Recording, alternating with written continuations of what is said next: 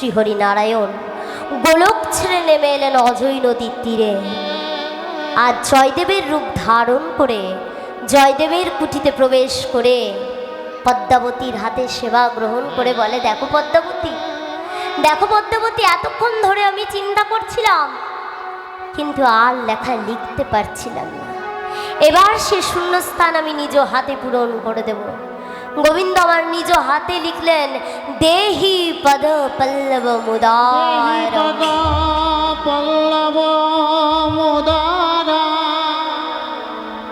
রাধে, তোমার পদযুগল তুমি আমায় দাও, সে পদযুগল আমি আমার মস্তকে ধারণ করি।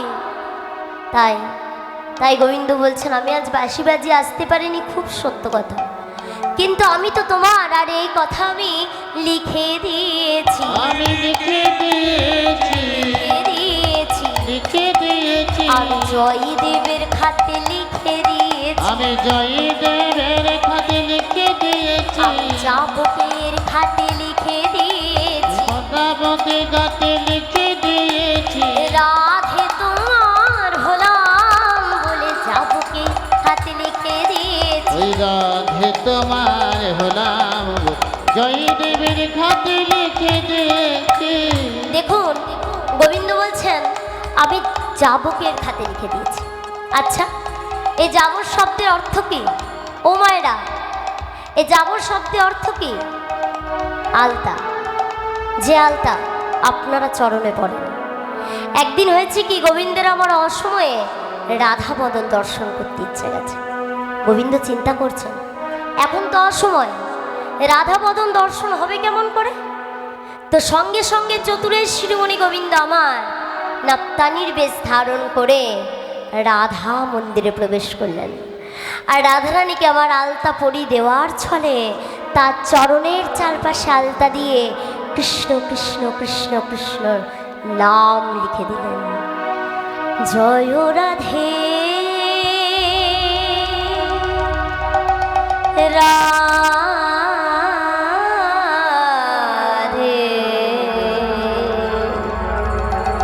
রাধে, জয় রাধে শ্রী রাধে, রাধে জয় রাধে।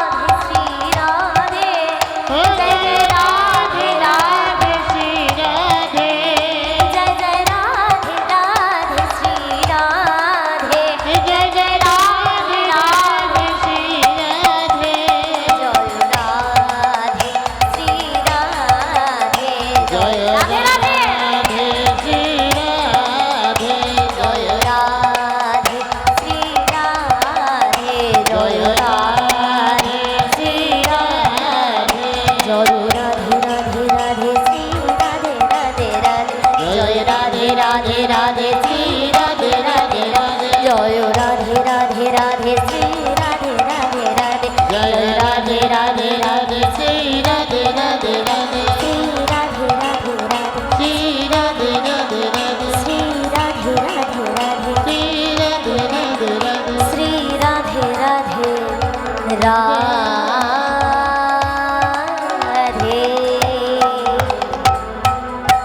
এই চরণে আমি আমার জাত কুল মাল লজ্জা সমস্ত কিছু অর্পণ করে দিয়েছি।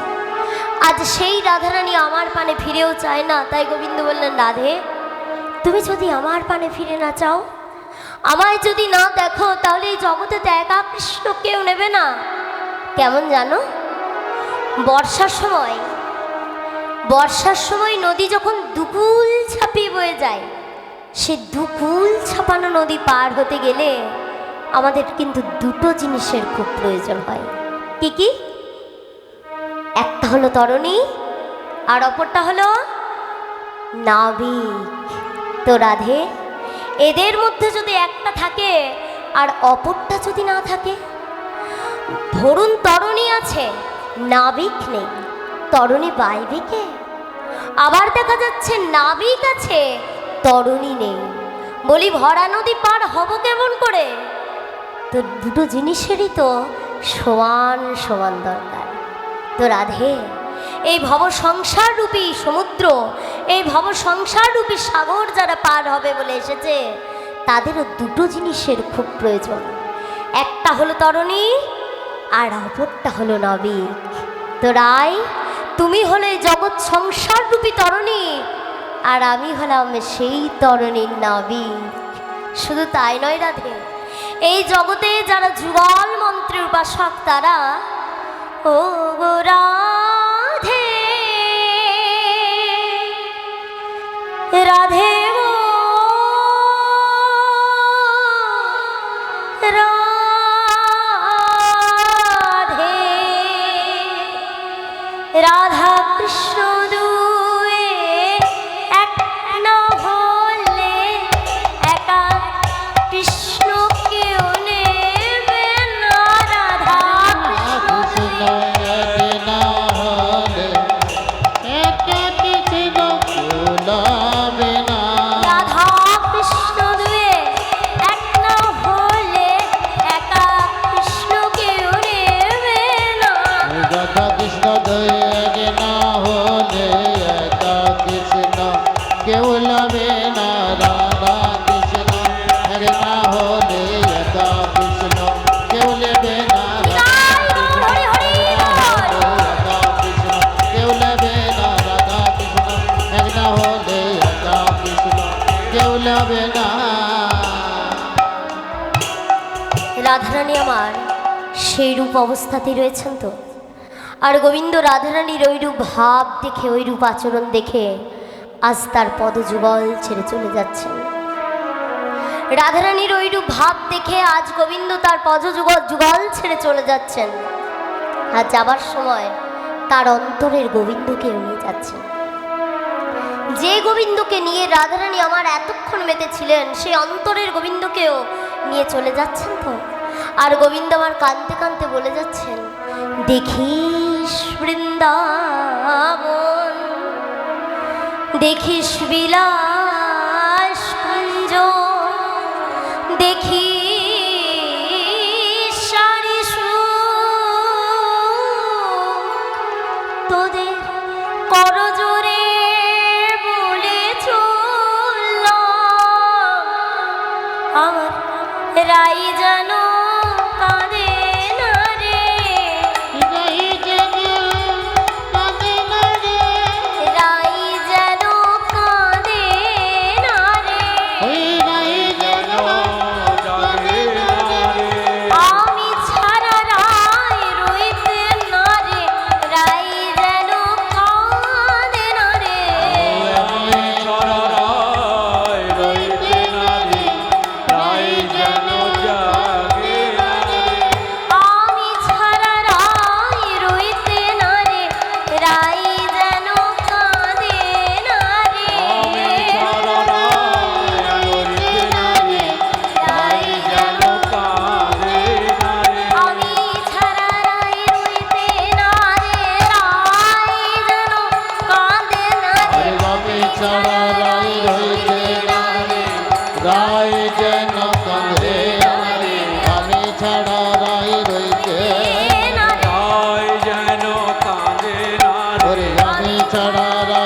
রইতে না রে রায় যেন কাঁদে না রে আমি ছাড়া রাই রইতে না রে রায় যেন কাঁদে না রে, আমি ছাড়া রায়।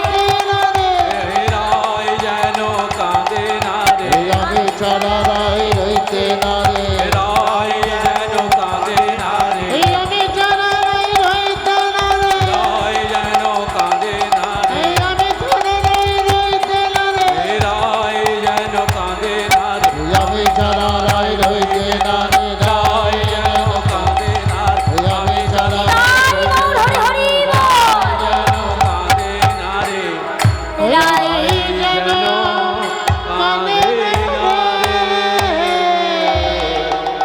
আজ গোবিন্দ রাধারানীর কুঞ্জ ছেড়ে চলে গেলেন তো, আর রাধারানীর সখীরা সে অবস্থাতেই কুঞ্জের দ্বারে বসে রয়েছেন। রাধারানীর ওইরূপ ভাব, ওইরূপ আচরণ দেখে কুঞ্জের দ্বারে বসে সখীরা বলা বলি করছে, এত আমাদের রায়ের এত অহংকার, এত অভিমান। জগৎতুল্য কৃষ্ণচন্দ্র রায়ের পায়ে ধরে কত সেদে গেল, কত কেঁদে গেল, আর আমাদের রায় অহংকারে অভিমানে তার থেকে একবারও ফিরে চাইল না। রায়ের এত অহংকার, রায়ের এত অভিমান হয়েছে। রাধারানীর ওই রূপ ভাব দেখে কুঞ্জের গাছের ডালে বসে শাড়ি সুখ বলা বলি করছে।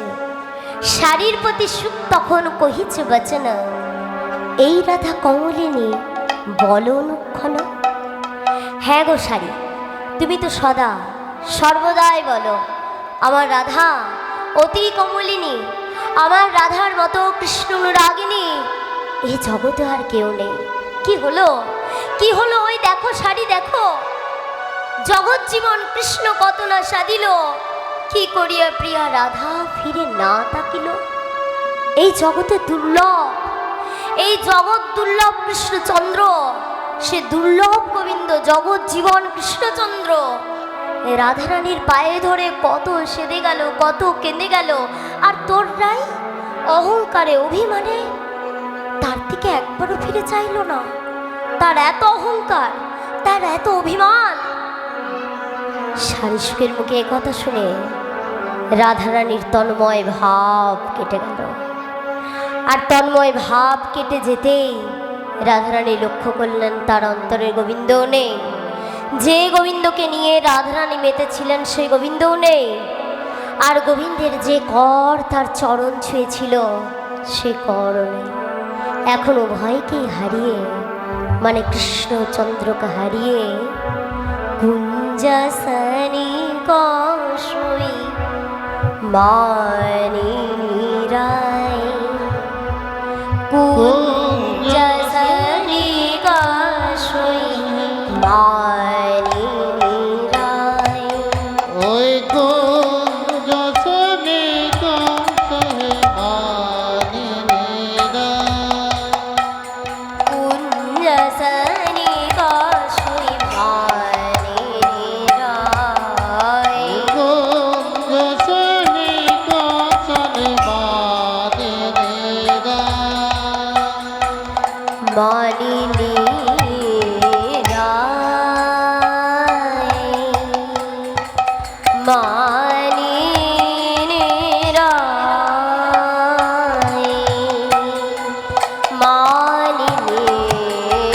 রায়,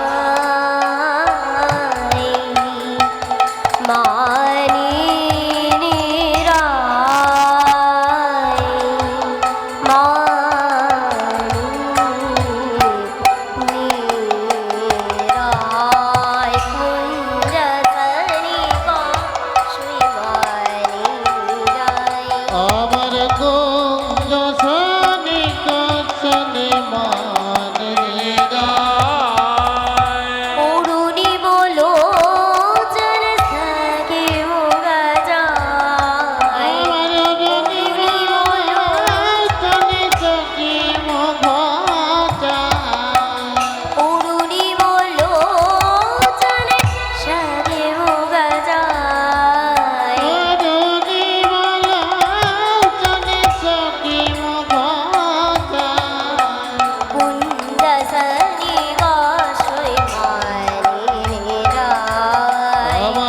কুঞ্জ শনি কৌশলে মানিনীরা মানিনী বিনোদিনী গৌরবিনী রায় মানিনী বিনোদিনী গর্বিনীরা অরুণী বলো জনে সখী মুখ চায় নির্মল জনে সখী মুখ মানিনী বিনোদিনী গৌরবিনী রায় অরুণী বলো জনে সখী মুখ চায় সখী মুখ চায় সখী মুখ চায় কুঞ্জসনি কৌশই মানিনী রায় আমার কুঞ্জ শনি কৌশলে মানিনীরা সরে রে রে রে রে রে রে রে রে রে রে রে রে রে রে সরে সরে মা সনি সরে সা গগরে সনি সরে সা ধানি সরে মা রে সনি পামা বাগা মরে সনি সরে সা ধানি সরে মা নি সরে সা ধানি সরে মা নি সরে সা ধানি সরে কুঞ্জ সনি সহি মানিনী রায় আ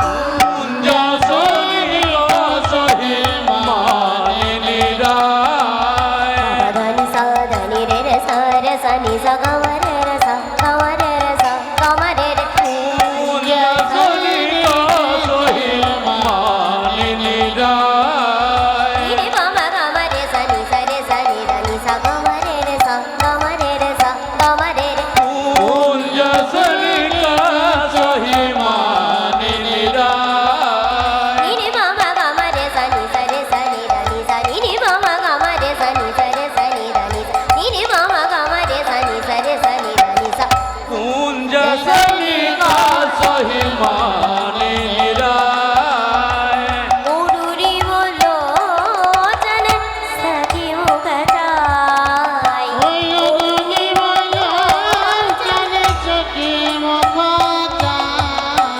উরুরি বলো জন সখী মুখ চায় অগ্নি বলো চলে সখী মুখ কুঞ্জ সনি কাশই কুঞ্জ সনি কাশই কুঞ্জ সনি কাশই আলে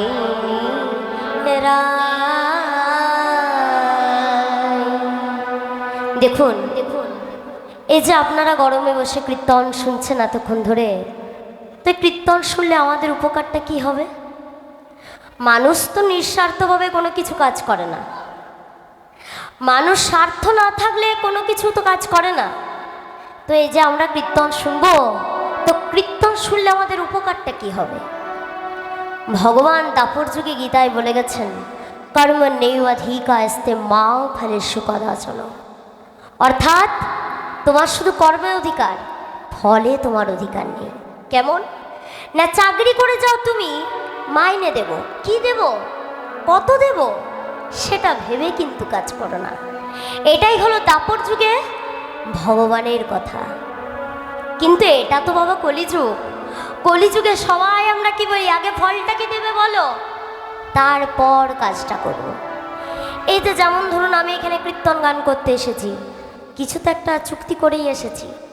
এই যেখানে মাইক লাইট প্যান্ডেল হয়েছে, সমস্ত কিছু কিন্তু চুক্তি করেই হয়েছে, তাই তো এত সুন্দর মাইকটি হয়েছে। তো সকলে আমরা কি বলি, আগে ফল পরে কর্ম। আর ভগবান গীতার পাতায় কি বলে গেছেন,